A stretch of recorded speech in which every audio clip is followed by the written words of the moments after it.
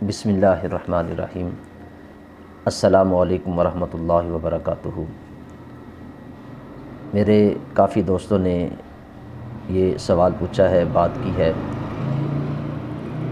کہ شب قدر کے اندر اس کی کوئی خاص عبادت یا اس کے اندر کوئی خاص نوافل ادا کیے جاتے ہیں یا اس کے اندر کوئی خاص دعا ہے، تو اس کے حوالے سے آپ ہمیں بتا دیں۔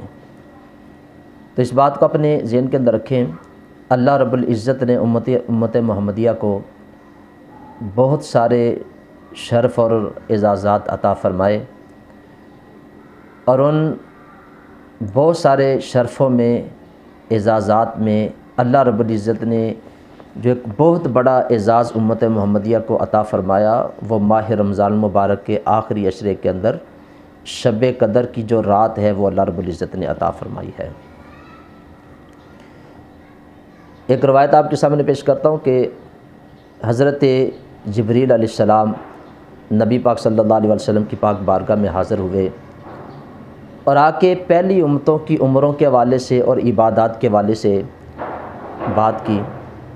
جب نبی پاک صلی اللہ علیہ وسلم نے پہلی امتوں کی عمروں کو سنا، ان کی عبادات کو سنا کہ ہزار ہزار سال وہ عبادت کرتے ہیں، ہزار ہزار سال ان کی عمریں ہیں، تو حضور اس بات سے تھوڑے پریشان ہوئے کہ میری امت جو ہے اس کی عمریں بھی تھوڑی ہیں اور ان کے پاس عبادت بھی تھوڑی ہے۔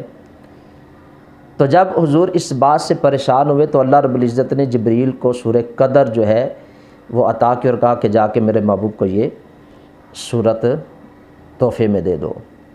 اب نبی پاک صلی اللہ علیہ وسلم کی بارگاہ میں جب جبریل امین نے آ کے اس سورت کو پیش کیا تو حضور خوش ہو گئے کہ اس ماہ مبارک کے اندر اللہ رب العزت نے شب قدر کی جو رات عطا کی ہے، اور پھر اس رات کے اندر جو بندہ شب بیداری کرتا ہے، جاگتا ہے، عبادت کرتا ہے، تو اللہ اسے 1000 مہینوں کی عبادت سے زیادہ اجر اور ثواب عطا فرماتا ہے۔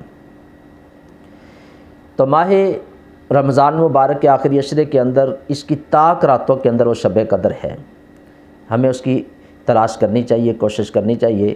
پورا سال ہم سوتے ہیں، تو ماہ رمضان کا یہ آخری عشرہ چل رہا ہے، تو اس کی طاق راتوں کو ہم بھی عبادت کریں۔ اب اس میں کوئی خاص نفل نہیں کہ ہم نے اتنے نفل ادا کرنے ہیں، آپ 2 نفل پڑھیں، آپ 4 پڑھیں، آپ 10 پڑھیں، اور پھر اس میں کوئی خاص صورتیں بھی نہیں کہ اس کے اندر ضرور یہی صورتیں پڑھنی ہیں۔ اکثر ساتھی کہتے ہیں جی اس کے اندر سورہ قدر ہم پڑھیں۔ جو بھی قرآن پاک سے آپ کو صحیح طریقے سے آتا ہے، جو بھی صورتیں صحیح یاد ہیں، جو بھی قرآن کی آیات صحیح یاد ہیں، وہی آپ ان نوافل کے اندر پڑھ سکتے ہیں۔ کوئی ضروری نہیں کہ آپ نے یہی صورتیں پڑھنی ہیں، جو صحیح قرآن آتا ہے وہ پڑھنا ہے۔ اور پھر یہ بھی نہیں کہ آپ نے اس رات کے اندر 100 نفل پڑھنے ہیں، آپ صرف 2 نفل پڑھیں لیکن خشوع اور خضوع کے ساتھ پڑھیں۔ جو 2 نفل آپ خشوع اور خضوع کے ساتھ پڑھیں گے، یہ 2 نفل ان 100 نفلوں سے بہتر ہوں گے کہ جو آپ جلدی جلدی پڑھتے ہیں، اتنی جلدی پڑھتے ہیں کہ آپ تعدیل ارکان کرتے ہیں، ارکان کو بھی صحیح طریقے سے ادا نہیں کرتے۔ تو اس انداز میں جو جلدی جلدی 100 نفل پڑھتے ہیں، ان سے بہتر یہ ہے کہ آپ 2 نفل خشوع اور خضوع کے ساتھ پڑھیں۔ تو جو 2 نفل آپ خشوع اور خضوع کے ساتھ پڑھیں گے وہ اللہ کی بارگاہ میں انشاءاللہ قبول ہو جائیں گے۔ اور اس کے اندر کوئی خاص دعا، تو دعا کے حوالے سے بھی میں بات کروں کہ حضرت ام المؤمنین سیدہ عائشہ صدیقہ بنت صدیق محبوب خدا رضی اللہ تعالیٰ عنہا نے حضور کی بارگاہ میں عرض کیا کہ حضور اگر شب قدر کسی کو مل جائے تو وہ اس کے اندر کون سی دعا پڑھے؟ تو نبی پاک صلی اللہ علیہ وسلم نے ان کو جو تعلیم کی، آپ نے دعا بتائی، تو حضور نے فرمایا کہ یہ دعا پڑھو، اللہم انک عفو تحب العفو فاعف عنی، یعنی اس دعا کو کثرت کے ساتھ پڑھو۔ نماز پڑھتے ہو تو اس کے بعد دعا مانگتے ہو تو یہ دعا کرو، قرآن پاک کی تلاوت کرتے ہو اس کے بعد یہ دعا کرو، صبح سحری اور افطاری کے وقت اس دعا کو مانگو، جب بھی اٹھتے بیٹھتے اس دعا کو مانگو۔ تو یہ نبی پاک صلی اللہ علیہ وسلم نے سیدہ عائشہ پاک کو تعلیم کی ہے۔ تو یہ آخری عشرہ، یہ وہ عشرہ ہے کہ جس میں اللہ تعالیٰ اپنے محبوب کی بے شمار امت کو جہنم سے آزاد فرمائے گا۔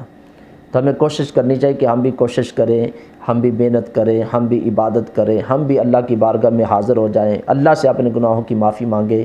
تو انشاءاللہ مجھے امید ہے کہ اللہ تعالیٰ اپنے محبوب کے صدقے سے، ماہ رمضان کے صدقے سے، اس آخری عشرے کے صدقے سے اللہ ہماری بھی انشاءاللہ بخشش فرما دے گا، ہمیں بھی جہنم سے اللہ آزاد کر دے گا۔ مجھے امید ہے کہ میرے بھائی کو سمجھ آ گئی ہوگی۔ اس عشرے کے اندر جو بھی آپ کو صحیح طریقے سے قرآن پاک یاد ہے، آپ اس کی تلاوت کریں، نماز کے اندر نوافل کے اندر اسی کو پڑھیں۔ اس کے اندر کوئی خاص نوافل نہیں کہ یہ آپ نے پڑھنے ہیں اور اس کے اندر یہی صورتیں پڑھنی ہیں، جو بھی آپ کو صحیح یاد ہے آپ پڑھ سکتے ہیں۔ مجھے امید ہے کہ بھائی کو اس بات کی سمجھ آ گئی ہوگی۔ اس کلپ کو زیادہ سے زیادہ دوستوں تک پہنچائیں، شیئر کریں، وہ بھی اس بات کو سنیں گے تو انشاءاللہ انہیں بھی اس مسئلے کا پتہ چلے گا۔ اللہ تعالیٰ ہم سب کا ناصر ہو۔ السلام علیکم ورحمۃ اللہ وبرکاتہ۔